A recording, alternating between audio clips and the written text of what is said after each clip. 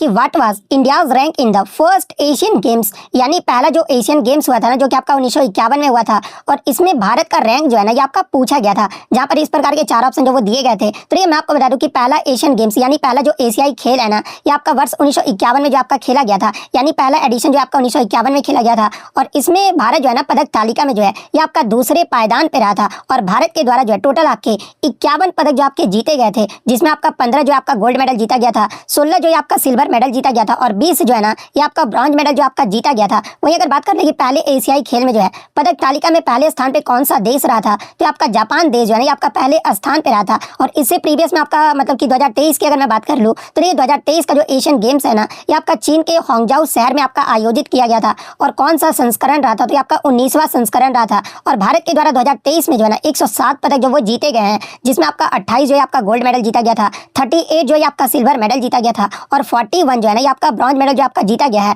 और मैं आपको बता दूं कि अब तक इतिहास में जो है ना ये आपका 2023 के एशियन गेम्स में ही जो है भारत के द्वारा सबसे ज्यादा पदक जो आपके एशियन गेम्स में जो वो जीते गए हैं। और 2023 के एशियन गेम्स में भारत पदक तालिका में जो है ये आपका कौन से पायदान पे रहा था, तो आपका चौथे पायदान पे जो आपका रहा था। तो ये पॉइंट भी आप ध्यान में रखिएगा, जो कि आपका भारत का जो है अब तक का सर्वश्रेष्ठ प्रदर्शन भी जो आपका रहा है। इसके अलावा आगामी जो आपका 2026 का एशियन गेम्स होगा ना ये कहाँ पर आयोजित किया जाएगा, तो आपका एची प्रांत और नागोया शहर में, यानी जापान का जो एची प्रांत और नागोया शहर में जो है ना ये आपका आयोजित किया जाएगा। और कब से कब तक, तो आपका 19 सितंबर से 4 अक्टूबर 2026 तक जो है ना ये आपका आयोजित किया जाएगा। और इससे आपका एग्जाम में यहाँ से प्रश्न पूछा जाता है कि अब तक सबसे ज्यादा बार जो एशियन गेम्स है ना ये किस देश में आपका आयोजित किया गया है। तो ये सबसे ज्यादा जो एशियन गेम्स है ये आपका थाईलैंड यानी बैंकॉक में जो आपका आयोजित किया गया है, जो कि आपका 4 बार जो आपका आयोजित किया गया है। और कब से कब तक ये आप देख सकते हैं यहाँ पर। इसके बाद जापान में आपका 3 बार आयोजित किया गया है। इसके बाद आपका चीन में, मतलब कि चीन, जापान और दक्षिण कोरिया में जो है ना ये आपका 3-3 बार जो आपका आयोजित किया गया है। और भारत में अब तक अगर पूछा जाए तो देखिए भारत में एशियन गेम्स जो है ना ये आपका 2 बार आयोजित किया गया है। एक तो आपका जो पहला ही संस्करण हुआ था ये आपका 1951 में ये आपका आयोजित किया गया था, और एक आपका 1982 में जो है ना ये आपका दोनों ही जो आपका भारत में जो आपका आयोजित किया गया था, और दोनों ही जो आपका नई दिल्ली में आयोजित किया गया था। तो ये सारे फैक्ट जो आपको ध्यान में रखना है। तो क्वेश्चन के अगर आंसर की बात कर ले तो भारत जो आपका सेकंड पायदान पे जो आपका रहा था, तो ऑप्शन बी आपका करेक्ट आंसर होगा।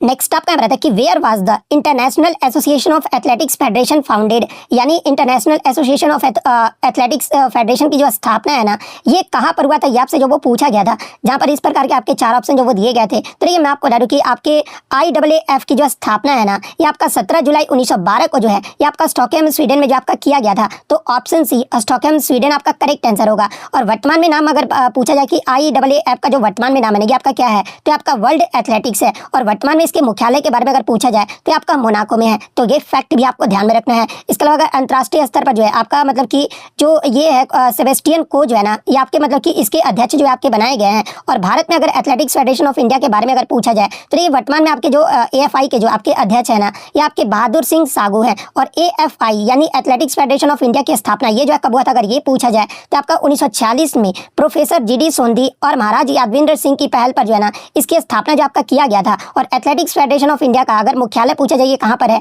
तो आपका न्यू दिल्ली में है। और वर्तमान में इसके जो अध्यक्ष है ना जनवरी 2025 से ये आपके बहादुर सिंह सागू हैं। तो ये फैक्ट भी आपको ध्यान में रखना है। नेक्स्ट आपका मेरा था कि who has won the most Olympic gold medal still date, यानी अब तक के सबसे अधिक ओलंपिक स्वर्ण पदक जो है ना ये किसके पास है, जहां पर इस प्रकार के 4 ऑप्शन जो वो दिए गए थे। तो ये मैं आपको बता दूं कि अब तक सबसे अधिक जो ओलंपिक स्वर्ण पदक है ना ये आपके अमेरिका के महान तैराक माइकल फेल्प्स ने जो है ना ओलंपिक खेलों में कुल आपके 23 स्वर्ण पदक, यहाँ मैं स्वर्ण पदक की बात कर रहा हूँ, जो कि आपका गोल्ड मेडल जो है मतलब कि इनके द्वारा जो आपका जीता गया है। तो ऑप्शन ए माइकल फेल्प्स आपका करेक्ट आंसर होगा।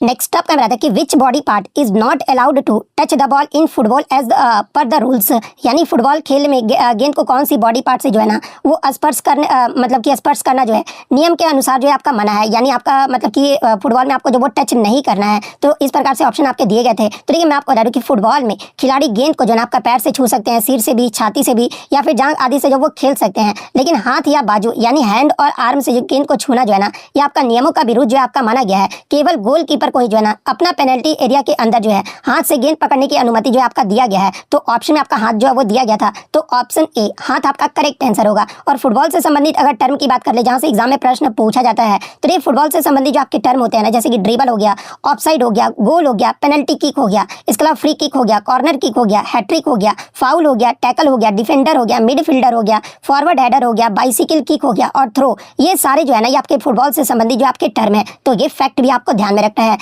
नेक्स्ट आपका क्वेश्चन आ रहा था कि how many medals did India win in the 2016 summer Olympics, यानी 2016 के ग्रीष्मकालीन ओलंपिक में जो है ना भारत के द्वारा जो है कुल कितने पदक जो आपके जीते गए थे। जहां पर इस प्रकार के 4 ऑप्शन जो वो दिए गए थे। तो ये मैं आपको बता दूं कि 2016 का जो ग्रीष्मकालीन जो ओलंपिक हुआ था ना, ये आपका रियो डी जेनेरियो ब्राजील में जो आपका आयोजित किया गया था। और इस ओलंपिक में भारत के द्वारा जो है ना टोटल आपके 2 पदक जो आपके जीते गए थे। और ये जो आपका दोनों ही पदक है ना, ये आपका सिल्वर मेडल जो आपका जीता गया था। और विजेता कौन कौन रही थी, तो एक तो आपका पीवी सिंधु जो आपका रही थी, जो कि आपका महिला बैडमिंटन सिंगल्स में जो है ये आपका सिल्वर मेडल जो आपका जीती थी। और फाइनल में मतलब कि पीवी सिंधु ने जो है ना स्पेन के कैरोलिना मारिना से जो ये आपका हार गई थी। और आपका जो दूसरा सिल्वर मेडल है ना, ये साक्षी मलिक के द्वारा जो आपका जीता गया था। और साक्षी मलिक ने जो है महिला कुश्ती में 58 किग्रा फ्री स्टाइल में जो है ना ये सिल्वर मेडल जो आपका जीती थी। और फाइनल में साक्षी मलिक जो है ना ये आपका स्वीडन की जो है सुसाना हेरिक्सेल से जो है आपका हार गई थी। तो ये पॉइंट भी आप ध्यान में रखिएगा। और इससे प्रीवियस जो आपका हुआ है, जो कि आपका टोक्यो के बारे में अगर पूछा जाए, तो ये टोक्यो जो आपका 2020 में ना होगा 2021 में हुआ था,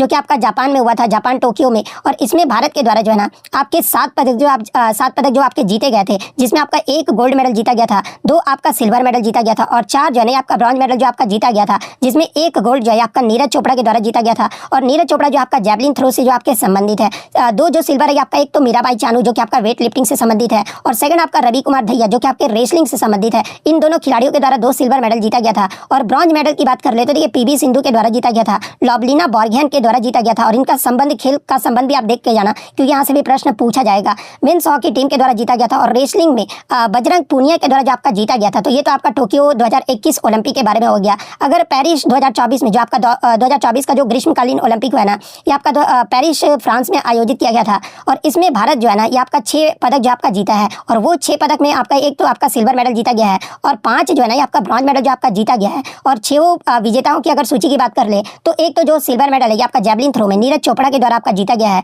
5 ब्रॉन्ज की बात कर ले तो मनु भाकर के द्वारा जो है ना ये आपका 2 ब्रॉन्ज मेडल जो आपका जीता गया है। शूटिंग में आपका स्वप्निल कुसाले के द्वारा आपका जीता गया है। रेसलिंग में अमन सहरावत के द्वारा आपका जीता गया है। और मेंस हॉकी टीम के द्वारा जो है ना ये आपका ब्रॉन्ज मेडल जो आपका जीता गया है। वहीं अगर पेरिस 2024 मिडल टेबल की अगर मैं बात कर लूँ, तो ये पदक तालिका में आपका पहले स्थान पे जो है ना ये आपका यूनाइटेड स्टेट्स के द्वारा आपका जीता गया है। यूनाइटेड स्टेट्स के द्वारा 126 पदक आपका जीता गया है। सेकंड स्थान पे आपका चाइना देश रहा है। और थर्ड स्थान पे जो है ना ये आपका फ्रांस देश रहा है। तो ये सारे फैक्ट जो आपको ध्यान में रखना है। नेक्स्ट आपका रहा था कि in which year was the women's javelin throw event added to the Olympics program, यानी महिलाओं की भाला प्रतियोगिता को जो है ना ओलंपिक कार्यक्रम में किस वर्ष जो आपका जोड़ा गया था। जहां पर इस प्रकार के 4 ऑप्शन जो वो दिए गए थे। तो ये मैं आपको बता दूं कि महिलाओं की भाला फेंक स्पर्धा को जो है ना ये आपका वर्ष 1932 के जो है लॉस एंजलिस ग्रीष्मकालीन ओलंपिक में जो है ना ये आपका मतलब कि ओलंपिक कार्यक्रम में जो है आपका शामिल किया गया था। तो ऑप्शन सी 1932 आपका करेक्ट आंसर होगा। इसके अलावा 1896 में जो आपका पहला आधुनिक ओलंपिक हुआ था, ये कहाँ पर हुआ था, तो आपका एथेंस में आयोजित किया गया था। और इसमें आपका कौन कौन सा गेम था, तो इसमें आपका एथलेटिक्स था, साइकिलिंग था, तैराकी था, कुश्ती था, इसके अलावा भारोत्तोलन था, तलवारबाजी था, निशानेबाजी था, जिम्नास्टिक जैसे खेलों को जो है ना ये आपका शामिल किया गया था। इसके अलावा अगर अन्य प्रमुख गेम की बात कर ले कि कब कब ओलंपिक में शामिल किया गया था, जहां से एग्जाम में जो आपके प्रश्न पूछे जाते हैं, जैसे कि आपका रेसलिंग यानी कुश्ती को जो है आपका 1896 में ग्रीको रोमन में ही जो आपका मतलब कि शामिल किया गया था। टेनिस को भी आपका 1896 में, लेकिन फिर आपका जो स्थायी रूप से ना कब शामिल किया गया था, तो आपका वर्ष 1988 में स्थायी रूप से जो आपका शामिल किया गया था। शूटिंग के बारे में अगर पूछा जाए तो ये आपका 1896 में ही, रोइंग को जो आपका वर्ष 1900 में, बॉक्सिंग को आपका 1904 में जो आपका शामिल किया गया था, डाइविंग को जो आपका 1904 में शामिल किया गया था, फुटबॉल को जो है ना ये आपका 1908 में जो आपका शामिल किया गया था, वॉलीबॉल को आपका 1964 में, जूडो को भी आपका 1964 में, टेबल टेनिस को जो है आपका वर्ष 1988 में जो है ये आपका शामिल किया गया था। इसके अलावा ताइक्वांडो की बात कर ले तो इसका आपका वर्ष 2000 में जो आपका शामिल किया गया था। रग्बी सेवेंस को जो है ये आपका 2016 में शामिल किया गया था। और गोल्फ को भी जो आपका 2016 में जो आपका शामिल किया गया था। और आप कमेंट्स करके जवाब दीजिएगा कि वॉलीबॉल को जो है ना ये आपका ओलंपिक गेम्स में जो है ये कब शामिल किया गया था। ये जो आप कमेंट करके जरूर जवाब दीजिएगा। नेक्स्ट आपका रहा था कि विथ हाउ मेनी मेडल्स है India reached it's highest medal tally in the summer Olympics, यानी ग्रीष्मकालीन ओलंपिक में जो है ना भारत ने कितने पदकों के साथ जो है अपनी उच्चतम पदक संख्या जो है आपका प्राप्त की है। जहां पे इस प्रकार के 4 ऑप्शन जो वो दिए गए थे। तो देखिए मैं आपको बता दूं कि भारत ने ग्रीष्मकालीन ओलंपिक में जो अपनी उच्चतम पदक संख्या है ये आपका 7 पदकों के साथ जो है 2021 का टोक्यो ओलंपिक में जो है ये आपका प्राप्त जो वो किया था। और टोक्यो ओलंपिक में मैंने आपको बताया भी कि भारत के द्वारा आपका 7 पदक जीता गया, जिसमें आपका 1 गोल्ड, 2 आपका सिल्वर और 4 जो है आपका ब्रॉन्ज मेडल जो आपका शामिल है। है। और इससे पहले मैं आपको बता दूं ना कि 2012 में जो है आपका लंदन ओलंपिक में जो है ना ये आपका 6 पदक जो आपका जीता गया था, जिसमें आपका एक भी गोल्ड नहीं जीता गया था, 2 आपका सिल्वर मेडल और 4 जो है आपका ब्रॉन्ज मेडल जो आपका जीता गया था, जो कि भारत का सर्वश्रेष्ठ प्रदर्शन भी रहा था। लेकिन फिर आपका जो सर्वश्रेष्ठ प्रदर्शन देखने को मिला था ये आपका टोक्यो ओलंपिक में जो ये आपका देखने को मिला था। तो आपका साथ ऑप्शन सी, या तो टोक्यो ओलंपिक 2021 ऑप्शन में दिया गया होगा या फिर आपका 7 दिया गया होगा। तो ऑप्शन सी 7 आपका करेक्ट आंसर होगा। इसके अलावा बात एग्जाम में पूछा जाता है कि भारत ने अब तक हॉकी में जो है ना कुल कितने ओलंपिक पदक जो आपके जीते हैं। तो देखिए हॉकी टीम के द्वारा, भारत के द्वारा जो है ना अब तक 13 ओलंपिक पदक जो आपका जीता गया है, जिसमें आपका 8 स्वर्ण पदक जो आपका जीता गया है। और 8 स्वर्ण पदक कब कब, तो आप देख सकते हैं 1928, 1932, 1936, 1948, 1952, 1956। ये जो आपका 6 स्वर्ण पदक है ना ये आपका लगातार ओलंपिक में जो आपका मतलब कि जीता गया था। फिर आपका 1964 में आपका जीता गया था, फिर आपका 1980 में जो है ये आपका जीता गया था। और रजत पदक आपका एक ही जीता गया जो कि आपका वर्ष 1960 में जो आपका जीता गया था। उसके बाद कांस्य पदक जो है ना आपका 4 जो कांस्य पदक जीता गया है। एक तो आपका 1968 में, फिर आपका 1972, फिर आपका 2020 टोक्यो में और 2024 में भी जो पेरिस ओलंपिक में आपका जो मतलब कि पुरुष हॉकी टीम के द्वारा जो है ना ये आपका ब्रॉन्ज मेडल जो आपका जीता गया है। तो ये सारे फैक्ट जो आपको ध्यान में रखना है। नेक्स्ट आपका बताया कि if a state government fails to comply with a directive issued by the union under which article can president rules be imposed in the state, यानी यदि कोई राज्य जो है ना सरकार संघ द्वारा दिए गए किसी निर्देश का पालन करने में आपका विफल रहता है तो उस राज्य में राष्ट्रपति शासन जो है ना ये आपका लगाया जा सकता है। और ये जो आपका किस अनुच्छेद में वर्णित है ये आपसे पूछा गया था। तो देखिए मैं आपको बता दूं कि भारतीय संविधान की अनुच्छेद 365 में आपका ये आपका स्पष्ट रूप से कहा गया है कि यदि कोई राज्य जो है ना सरकार संघ द्वारा दिए गए निर्देशों का पालन करने में आपका विफल रहता है, यानी जिन विषयों पर राज्य का अधिकार है ना उसमें अगर आपका विफल रहता है तो राष्ट्रपति आपका ये घोषणा कर सकते हैं ना कि राज्य में संवैधानिक तंत्र जो है आपका विफल हो गया है, जिसमें अनुच्छेद 356 के तहत जो है ये आपका राष्ट्रपति शासन जो आपका लगाया जा सकता है। तो अनुच्छेद 365 में जो आपका कहा गया है तो ऑप्शन डी अनुच्छेद 365 आपका करेक्ट आंसर होगा। इसके अलावा अगर बात कर ले कि अनुच्छेद 356 ये जो आपका मतलब कि मुख्य प्रावधान है, लेकिन असफलता का जो आधार है ना ये आपका अनुच्छेद 365 में जो आपका प्रदान किया गया है, यानी विफल का जो प्रावधान है ये आपका अनुच्छेद 365 में किया गया है। अनुच्छेद 360 की बात कर ले तो ये जो आपका वित्तीय आपातकाल से जो आपका संबंधित है, और अनुच्छेद 352 जो है ना ये आपका राष्ट्रीय आपातकाल से जो आपका संबंधित है। तो ये फैक्ट भी आपको ध्यान में रखना है। नेक्स्ट आपका क्वेश्चन यहाँ पर था कि which amendment reduce the voting age from 21 to 18 years, यानी किस संशोधन से जो है ना मतदान की आयु को जो है 21 वर्ष से घटाकर जो है ना ये आपका 18 वर्ष जो आपका कर दिया गया है, जहाँ पे इस प्रकार के 4 ऑप्शन जो वो दिए गए थे। तो ये मैं आपको बता दूं कि भारतीय संविधान की 61वें संविधान संशोधन अधिनियम जो कि आपका 1988 में हुआ था, और इसके द्वारा जो है ना मतदान की न्यूनतम आयु को जो है ये आपका 21 वर्ष से घटाकर जो है ना ये आपका 18 वर्ष जो आपका कर दिया गया था। और ये जो आपका संशोधन है ना यानी 61वां जो संविधान संशोधन है ये आपका अनुच्छेद 326 में भी जो है परिवर्तन करके जो आपका लागू हुआ था, जिससे आपका लोकसभा और विधानसभा चुनाव में भी जो है ना युवाओं की भागीदारी जो आपका बढ़ते हुए जो वो देखने को मिला था। और ये जो आपका विधेयक है 61वां जो संविधान संशोधन विधेयक है ये आपका 1988 में लोकसभा के द्वारा आपका 15 दिसंबर, राज्यसभा के द्वारा 20 दिसंबर द्वारा जो है ये आपका पारित किया गया था, तथा 28 मार्च 1989 को जो है यानी 1989 में जो है राष्ट्रपति के द्वारा इसे आपका स्वीकृति जो है आपका मिला था। यानी अगर पूछा जाए कि 61वां जो संविधान संशोधन है ना ये लागू कब हुआ था तो आपका 1989 में जो है ना ये आपका लागू हुआ था। तो ये पॉइंट भी आप ध्यान में रखिएगा। और उस दौरान आपका जो ये फैसला है ना ये किसके द्वारा लिया गया था तो आपका राजीव गांधी सरकार के दौरान जो है ना ये आपका फैसला जो आपका लिया गया था। इसके अलावा अगर अन्य ऑप्शन की बात कर ले तो ये 42वां जो संविधान संशोधन है ना ये आपका मौलिक कर्तव्य से संबंधित, और 42वें संविधान संशोधन के तहत ही जो है सरदार स्वर्ण सिंह समिति के सिफारिश पर जो है ना आपके 10 मौलिक कर्तव्य को यानी फंडामेंटल ड्यूटीज को जो है ना ये आपका जोड़ा गया था। और 11 वर्तमान में आपके 11 फंडामेंटल ड्यूटीज हैं, और 11वां जो आपका मौलिक कर्तव्य है ना ये आपका 86वें संविधान संशोधन जो कि आपका वर्ष 2002 में हुआ था, और इसके माध्यम से जो आपका जोड़ा गया था। 73वें की बात कर ले तो देखिए 73वां जो संविधान संशोधन है ये आपका पंचायती राज से जो आपका संबंधित है। 86वां संविधान संशोधन जो है ना ये आपका शिक्षा के अधिकार से जो आपका संबंधित है। तो ये सारे फैक्ट जो आपको ध्यान में रखना है। नेक्स्ट आपका यहाँ था कि the concept of suspension of fundamental rights in the Indian constitution is borrowed from which country constitution, यानी भारतीय संविधान में मौलिक अधिकारों के निलंबन की जो अवधारणा है ना ये किस देश के संविधान से जो आपका लिया गया है। तो देखिए मैं आपको बता दूं कि भारतीय संविधान में मौलिक अधिकारों के निलंबन की जो अवधारणा है ना ये आपके जर्मनी के वीमार संविधान से जो आपका लिया गया, और विशेष रूप से जो है ना आपके अनुच्छेद 358 और अनुच्छेद 359 के माध्यम से जो आपका लिया गया है। तो ऑप्शन बी जर्मनी आपका यहाँ पे करेक्ट आंसर होगा। इसके अलावा एग्जाम में यहाँ से एक प्रश्न पूछा जाता है ना कि जब आपका मतलब कि आपातकाल लगाया जाता है तो उस समय आपका कौन सा मौलिक अधिकार जो है ना यानी फंडामेंटल जो राइट्स है ये आपका मतलब कि कायम रहता है, ये आपसे पूछा जाता है एग्जाम में, यानी निलंबित नहीं किया जा सकता है। तो ये मैं आपको बता दूं कि राष्ट्रीय आपातकाल के दौरान जो है ना अनुच्छेद 20 में आपका जो अपराधों के लिए दोष सिद्धि के संबंध में आपका संरक्षण जो आपका प्रदान किया गया है, और साथ में आपका अनुच्छेद 21 जो है ना जो कि आपका जीवन और व्यक्तिगत स्वतंत्रता का अधिकार जो इसमें आपका दिया गया है, ये दोनों अनुच्छेद यानी 20 और अनुच्छेद 21 को जो है ना ये आपका निलंबित नहीं किया जा सकता है, क्योंकि क्योंकि ये जो आपके दो मौलिक अधिकार है ना, ये आपके आपातकाल के दौरान भी जो है ये आपके कायम रहते हैं और नागरिकों को इनसे आपका वंचित नहीं किया जा सकता है। और ये जो आपका दोनों ही अधिकार जो है ना, ये आपके 44वें मतलब कि जो संविधान संशोधन हुआ था, जो कि आपका वर्ष 1978 में हुआ था, और इसी के द्वारा जो है आपका प्रावधान जो आपका किया गया था। तो ये फैक्ट भी आपको ध्यान में रखना है। नेक्स्ट आपका क्वेश्चन यहाँ पर आया था कि which of the following is not a feature of federalism, यानी निम्नलिखित में से कौन सा जो है ना एक संघवाद की विशेषता नहीं है। हालांकि मैं बता दूं कि बच्चों द्वारा मुझे दो ही ऑप्शन मिल पाए थे। एक ऑप्शन मिला था रिटन कॉन्स्टिट्यूशन यानी लिखित संविधान मिला था, और सेकंड आपका ऑप्शन है ना ये आपका डिवीजन ऑफ पावर्स जो आपका देखने को मिला था। और मैं दो ऑप्शन में आप पहले ही बता दूं कि मैं अपने तरफ से जो आपका लिया हूं, हो सकता है एग्जाम में कुछ और ऑप्शन हो, लेकिन मैं अपने तरफ से अगर ऑप्शन के अकॉर्डिंग अगर बात करूँ, ये दो ऑप्शन था, तो ये तो आपका सही नहीं होगा क्योंकि यहाँ पे आपका विशेषता नहीं है, ये आपका पूछा गया था। तो मैं अपने तरफ से एक लिया गया हूँ कि मतलब संघवाद की जो प्रमुख विशेषताएं होती है ना, ये आपका कौन कौन सा होता है। तो ये एक तो आपका लिखित संविधान होता है, उसके बाद आपका शक्तियों को केंद्र राज्य के बीच विभाजन, ये भी आपका एक विशेषता होता है। इसके अलावा स्वतंत्र न्यायपालिका भी जो है ना, ये आपका मतलब कि संघवाद की जो आपका एक विशेषता है, जो कि आपका सर्वोच्चता को जो आपका संविधान के सर्वोच्चता को जो है ना ये आपका सुनिश्चित करता है। लेकिन अगर ऑप्शन में आपका एकल नागरिकता यानी आपका जो है सिंगल सिटीजनशिप अगर आपका दिया गया होगा, तो देखिए ये जो आपका एकल नागरिकता है ना, ये भारतीय संविधान की जो है एकात्मक विशेषता है, ना कि आपका संघवाद की आपका विशेषता है। और ये जो आपका शुद्ध संघवाद हो गया ना, जैसे कि अमेरिका में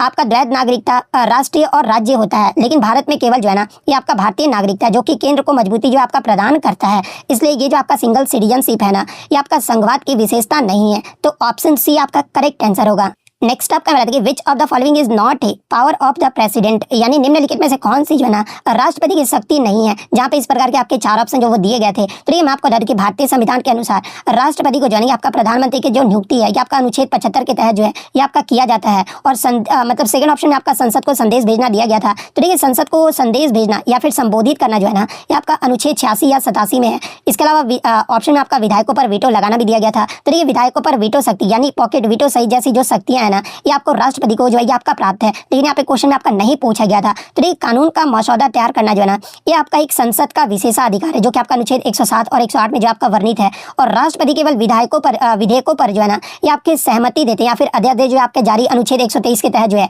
ये आपके कर सकते हैं। लेकिन विधायी प्रक्रिया जो प्रारंभिक मसौदा है ना, ये आपका मतलब कि संसद के द्वारा ही जो आपका बनाया जाता है, यानी ये जो आपका राष्ट्रपति का जो है ये आपका अधिकार नहीं है। और राष्ट्रपति की शक्तियां मुख्यतः जो है ना ये आपका नाम मात्र की होती है, जो कि मंत्रिपरिषद की सलाह पर जो है ना ये आपके प्रयोग जो ये आपके करते हैं। तो एक ऑप्शन में आपका दिया गया था कि ऑप्शन में आपका कानून का मसौदा तैयार करना यानी ड्राफ्टिंग लॉ जो आपका दिया गया था, जो कि आपका राष्ट्रपति का शक्ति ये आपका नहीं है। तो ऑप्शन डी आपका करेक्ट आंसर होगा। नेक्स्ट आपका रहता है कि who presides over the meetings of the Lok Sabha, यानी लोकसभा की बैठकों की जो अध्यक्षता है ना ये आपका कौन करता है। जहां पे इस प्रकार के चार ऑप्शन जो वो दिए गए थे, तो देखिए मैं आपको बता दूं कि दोनों ही की जो संयुक्त बैठक की जो अध्यक्षता है ना, ये आपके लोकसभा स्पीकर यानी लोकसभा के अध्यक्ष जो आपके करते हैं, जो कि आपका लोकसभा के सदस्यों द्वारा जो है ना ये आपके अनुच्छेद 93 के तहत जो है आपके चुने जाते हैं। और वर्तमान में आपके जो लोकसभा के अध्यक्ष है ना, ये आपके ओम बिरला, जो कि आपका 2024 में जो है ये आपके दूसरी बार इस पद पर जो आपके बने गए हैं। इसके अलावा स्पीकर सदन की कार्यवाही को जो आपका संचालित करते हैं, यानी और बहस का जो निर्णय भी जो है ना ये आपका इन्हीं के द्वारा जो आपका लिया जाता है। और बराबरी की स्थिति में निर्णायक वोट जो है ना ये आपका अनुच्छेद 100 के तहत जो है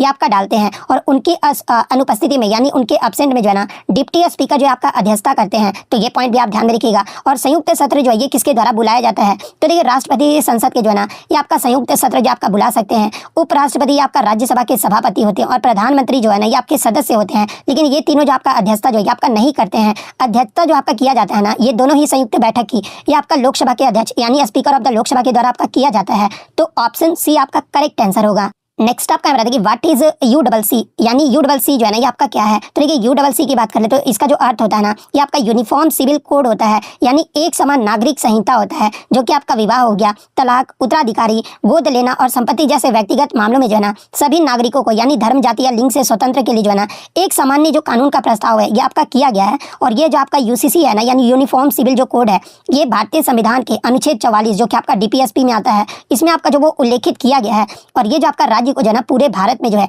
UCC लागू करने का प्रयास करने का निर्देश भी जो आपका देता है। हालांकि मैं आपको बता दूं कि ये जो आपका UCC जो है ना ये आपका न्यायिक रूप से जो है ये आपका बाध्यकारी नहीं है। और एग्जाम में अगर पूछा जाए कि मतलब UCC को जो है पहला मतलब लागू करने वाला राज्य कौन सा है, तो देखिए उत्तराखंड जो है ना ये आपका 27 जनवरी 2025 को जो है इसे पहला राज्य स्तर पर आपका लागू किया है, जो लैंगिक समानता और धर्मनिरपेक्षता को जो है ना ये आपका बढ़ावा देता है। तो ये फैक्ट भी आप ध्यान में रखिएगा। तो UCC का जो अर्थ होता है ये आपका क्या होता है, तो आपका आपका क्या होता है, तो ये आपका यूनिफॉर्म सिविल कोड होता है। तो ऑप्शन ए आपका करेक्ट आंसर होगा।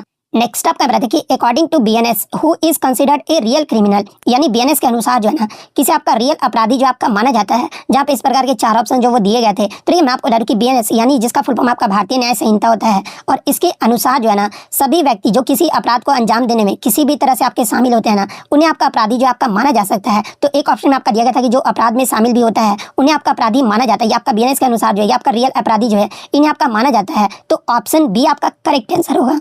इस क्वेश्चन में मुझे थोड़ा सा डाउट था, आप कमेंट करके बता दीजिएगा कि 1987 का पूछा गया था या फिर 1989 का पूछा गया था, क्योंकि वर्तमान में जो आपके हैं ये आपके 1989 के ही हैं। तो अगर इस प्रकार से प्रश्न पूछा गया होगा कि 1989 में महाराष्ट्र कैडर की रिटायर्ड आईएएस कौन है जिन्हें आपका भूमि संसाधन सचिव जो है ना ये आपका बनाया गया है, जहाँ पे इस प्रकार के 4 ऑप्शन जो वो दिए गए होंगे। तो देखिए मैं आपको बता दूं कि मनोज जोशी जो आपके 1989 बैच के जो है ना ये आपके महाराष्ट्र कैडर के आईएएस अधिकारी रहे हैं, और इन्हें जो है ना आपका डिपार्टमेंट ऑफ लैंड रिसोर्सेज यानी भूमि संसाधन विभाग में जो है ना ये आपका सचिव जो है ये आपका नियुक्त किया गया है, और ये आपके ग्रामीण विकास मंत्रालय के तहत जो है ना ये आपके कार्यरत हैं। तो अगर मनोज जोशी दिया गया ऑप्शन में तो ऑप्शन ए मनोज जोशी आपका करेक्ट आंसर होगा। अगर 1987 वाला अगर आपसे पूछा गया होगा ना तो ये मैं आपको बता दूं कि 1987 महाराष्ट्र कैडर के रिटायर्ड आईएएस अधिकारी RA राजीव हैं, जिन्हें आपका भूमि संसाधन सचिव जो है ना आपका 2021 में जो आपका बनाया गया था, यानी इनसे पहले जो आपका बनाया गया था। तो मैं आपको फिर से बोल दे रहा हूँ 1987 वाला अगर पूछा गया होगा तो RA राजीव आपका correct. What is the objective of प्रधानमंत्री जनधन योजना, यानी प्रधानमंत्री जनधन योजना का जो है ना ये आपका लक्ष्य क्या है ये आपसे पूछा गया था,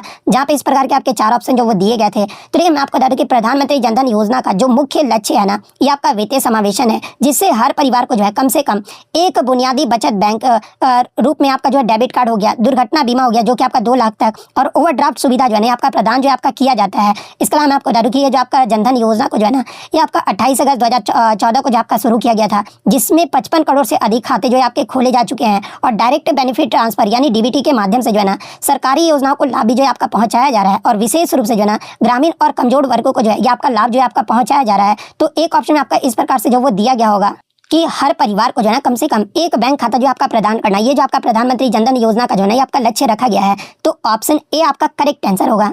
नेक्स्ट आपका वित्तीय सहायता जो आपका कैसे दिया जाता है, तो आपका डायरेक्ट बेनिफिट ट्रांसफर के माध्यम से जो है ना ये आपका दिया जाता है। तो ऑप्शन बी आपका यहाँ पे करेक्ट आंसर होगा। नेक्स्ट आपका बताते कि who was the governor with the vice president at the Uttar Pradesh day celebration 2025, यानी उत्तर प्रदेश दिवस समारोह 2025 में जो है ना उपराष्ट्रपति के साथ जो है ये आपके राज्यपाल कौन थे, ये आपसे पूछा गया था। तो देखिए उत्तर प्रदेश दिवस समारोह 2025 जो कि आपका 24 से 26 जनवरी लखनऊ के अवध शिल्पग्राम में जो है आपका आयोजित किया गया था, और उपराष्ट्रपति जगदीप धनखड़ के साथ जो है ना उस समय जो आपके मतलब कि उपराष्ट्रपति थे जनवरी 2025 में ये आपके जगदीप धनखड़ थे। हालांकि आपके उपराष्ट्रपति जो है आपके चेंज हो गए हैं, लेकिन उस समय का पूछा गया था इसलिए मैं बता रहा हूँ। उपराष्ट्रपति जगदीप धनखड़ के साथ जो है ना ये आपके राज्यपाल आनंदी बेन पटेल जो है ये आपका मुख्य अतिथि के रूप में जो है ना ये आपका उपस्थित जो आपका रही थी, और मुख्यमंत्री योगी आदित्यनाथ के साथ मिलकर जो है ना इन्होंने उद्घाटन किया था, और 6 लोगों को उत्तर प्रदेश गौरव सम्मान भी जो है ना ये आपका प्रदान किया गया था। और साथ में अगर कार्यक्रम का थीम पूछा जाए क्या रहा था, तो देखिए विकास व विरासत प्रगति पथ पर जो है उत्तर प्रदेश ये जो आपका थीम रहा था, जिसमें सांस्कृतिक प्रदर्शनियां, पुरस्कार वितरण और विकास पर चर्चा भी जो वो किया गया था, और सभी 75 जिलों में जो है ना समानांतर आयोजन भी जो आपके किए गए थे। तो ऑप्शन में आपका आनंदीबेन पटेल दिया गया था। तो ऑप्शन ए आनंदीबेन पटेल आपका करेक्ट आंसर होगा। नेक्स्ट आपका बताते कि which scheme has self help groups launched to enhance women self reliance, यानी स्वयं सहायता समूह ने जो है ना महिलाओं की आत्मनिर्भरता को बढ़ाने के लिए जो है कौन सी योजना जो आपका लॉन्च की है, जहाँ पे इस प्रकार के आपके 4 ऑप्शन जो वो दिए गए थे। तो एक ऑप्शन में आपका लखपति दीदी योजना आपका दिया गया था। तो देखिए ये जो आपका लखपति दीदी योजना है ना ये आपके स्वयं सहायता समूहों से जुड़ी महिलाओं को जो आपका लक्षित करती है, जिसका उद्देश्य जो है ना ये आपका 2 करोड़ से अधिक महिलाओं को जो है परिवार की वार्षिक आय जो है 1 लाख तक बढ़ाकर जो है ना ये आपका आत्मनिर्भर बनाना है। और ये जो आपका योजना है ये आपका मतलब कि दीनदयाल अंत्योदय योजना राष्ट्रीय ग्रामीण आजीविका मिशन के तहत जो है ये आपका लॉन्च किया गया था। तो ये पॉइंट भी आप ध्यान में रखिएगा। तो ऑप्शन ए लखपति दीदी योजना आपका करेक्ट आंसर होगा। नेक्स्ट आपका बताते कि under the Namaste scheme who distributed the safety kits, यानी नमस्ते योजना के अंतर्गत जो है ना सुरक्षा किट जो है ये आपका किस मंत्री के द्वारा आपका वितरित किया गया है, जहाँ पे इस प्रकार के आपके 4 ऑप्शन जो वो दिए गए थे। तो देखिए मैं आपको बता दूं कि नमस्ते योजना के तहत जो है ना सफाई कर्मियों को आपका पीपीई कहने का मतलब आपका जो मतलब कि सुरक्षा किट जो है ना ये आपका आयुष्मान कार्ड वितरित करने वाले केंद्रीय सामाजिक न्याय एवं अधिकारिता मंत्री डॉक्टर वीरेंद्र कुमार के द्वारा जो है आपका विकसित मतलब कि आपका वितरित किया गया है, और उन्होंने जम्मू गोवा आदि स्थानों पर भी जो है ना ये आपके वितरण जो वो किए थे। और ये जो आपका योजना है, ये आपका सफाई कर्मियों की सुरक्षा, गरिमा और आर्थिक सशक्तिकरण के लिए जो आपका शुरू किया गया है, जिसमें डिजिटल प्रोफाइलिंग, प्रशिक्षण और स्वास्थ्य बीमा को जो आपका शामिल किया गया है। इसके अलावा ऑप्शन में आपका भूपेंद्र यादव दिया गया था, जो कि आपके पर्यावरण मंत्री हैं। और अन्य विकल्प जो है ना आपके असंबंधित है। यानी नमस्ते योजना के अंतर्गत सुरक्षा किट किस मंत्री के द्वारा आपका वितरित किया गया था, तो आपके वीरेंद्र कुमार के द्वारा जो है ना ये वितरित किया गया था। तो option B doctor Virendra Kumar आपका करेक्ट आंसर होगा। नेक्स्ट आपका रहा था कि who were the fathers of the scientist of the first space mission, यानी प्रथम अंतरिक्ष मिशन के वैज्ञानिक के जनक जो है ना ये आपके कौन थे। जहां पे इस प्रकार के 4 ऑप्शन जो वो दिए गए थे। तो ये मैं आपको बता दूं कि भारतीय अंतरिक्ष अनुसंधान संगठन यानी इसरो के संस्थापक और भारतीय अंतरिक्ष कार्यक्रम के जनक जो है ये किसे कहा जाता है, तो आपका डॉक्टर विक्रम साराभाई को कहा जाता है। और इन्होंने जो है ना 1969 में जो है इसरो की स्थापना और प्रथम भारतीय उपग्रह मिशन जो कि आपका कौन सा था, तो ये आपका आर्यभट्ट था, जिसे आपका 1975 में जो है ना ये आपका आधार जो है आपका तैयार किया गया था। तो आपका यही पूछा गया था कि प्रथम अंतरिक्ष मिशन के वैज्ञानिक के जनक कौन थे, तो आपके कौन थे, तो आपके डॉक्टर विक्रम साराभाई थे। तो ऑप्शन बी आपका करेक्ट आंसर होगा। अनुसार जो है ना ये आपका आधिकारिक तौर पर जो है 8 शास्त्रीय नृत्य को दर्जा जो आपका दिया गया है। जब आपसे संगीत नाटक अकेडमी के अनुसार पूछे तो 8 जो आपको करेक्ट करना होगा। जब आपसे क्वेश्चन में ये पूछा जाए कि संस्कृति मंत्रालय यानी मिनिस्ट्री ऑफ कल्चर के अनुसार जो है ना कितने शास्त्रीय नृत्य को आपका दर्जा जो आपका दिया गया है, तो ये संस्कृति मंत्रालय के अनुसार 9 शास्त्रीय नृत्य को दर्जा जो आपका प्रदान किया गया है। क्योंकि 8 तो आपका ये शास्त्रीय नृत्य हो गया संगीत नाटक अकेडमी वाला, 9वां जो आपका मानता है ना संस्कृति मंत्रालय, ये आपका छऊ नृत्य को भी जो है ये आपका शास्त्रीय नृत्य का दर्जा जो वो प्रदान किया गया है। अब बात कर ले संगीत नाटक अकेडमी के अनुसार कौन कौन से आपके 8 शास्त्रीय नृत्य को दर्जा जो आपका प्रदान किया गया है। तो एक तो आपका भरतनाट्यम, जो कि आपका भरतनाट्यम जो है ना ये आपका सबसे प्राचीन नृत्य, मतलब कि सबसे शास्त्रीय नृत्य में सबसे प्राचीन जो नृत्य है ना ये आपका भरतनाट्यम है, जो कि आपका तमिलनाडु राज्य का जो है ये आपका एक शास्त्रीय नृत्य है। वहीं अगर कथक की बात कर लेते हैं आपका उत्तर प्रदेश राज्य का जो एक आपका शास्त्रीय नृत्य है। और ये जो आपका कथक नृत्य है ना ये कथा कहने की शैली के लिए जो है ये आपका प्रसिद्ध है। कथकली की बात करें तो कथकली जो आपका केरल का राज्य का शास्त्रीय नृत्य है। और ये अपनी विस्तृत वेशभूषा और भाव भंगियों के लिए जो है आपका जाना जाता है। कुचिपुड़ी की बात करें तो आपका आंध्र प्रदेश का शास्त्रीय नृत्य है। ओडिसी की बात करें तो आपका ओडिशा का शास्त्रीय नृत्य। और ये जो आपका लालिल्य और आध्यात्मिक विषयों के लिए जो है ना ये आपका प्रसिद्ध है। तो ओडिसी का पूछा गया था तो ओडिशा आपका करेक्ट आंसर होगा। मणिपुरी जो है ना ये आपका मणिपुरी का नृत्य है। और ये जो आपका कोमल मुद्राओं और भक्ति भाव के लिए जो है ना ये आपका जाना जाता है। सत्रिया आपका पूछा गया था तो सत्रिया आपका असम राज्य का जो है एक शास्त्रीय नृत्य है। और असम का ये जो नृत्य है ना ये आपका 2000 में जो है आपका मान्यता जो आपका मतलब कि शास्त्रीय नृत्य के रूप में जो है ये आपका मान्यता जो आपका दिया गया था। और ये जो आपका सत्रिय नृत्य है ना ये आपका वैष्णव मठों से जो है ये आपका जुड़ा हुआ है। और 8वां जो ये आपका मोहिनी अट्टम है, जो कि केरल का जो है ना एकल नृत्य है, जिसे आपका मोहिनी यानी अप्सरा के रूप में जो है या मतलब कि रूप पर जो है आपका आधारित है। तो ये सारे फैक्ट जो आपको ध्यान में रखना है। दोस्तों ये वीडियो आप लोगों को कैसी लगी कमेंट बॉक्स में जरूर बताएं। और वीडियो अच्छी लगे तो वीडियो को लाइक करें और चैनल पे नए हैं तो चैनल को सब्सक्राइब करें।